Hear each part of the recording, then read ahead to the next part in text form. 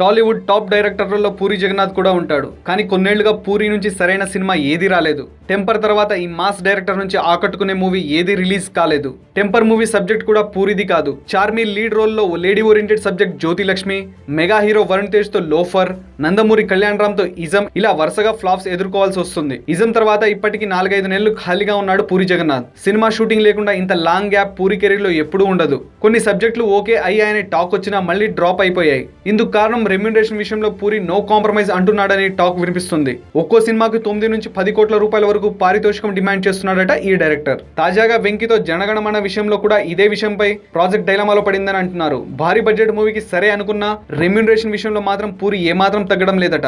ఇప్పటికే స్టార్ హీరోలు ఈ దర్శకుడికి మొహం చాటేస్తున్నారు. చిరంజీవి, ఎన్టీఆర్, మహేష్ లతో మూవీ అనుకున్నా పట్టాలెక్కలేదు. మరి ఇప్పుడు పూరి నెక్స్ట్ ఏ మూవీ స్టార్ట్ చేస్తాడా అని ఆసక్తి ఇండస్ట్రీలో కనిపిస్తుంది.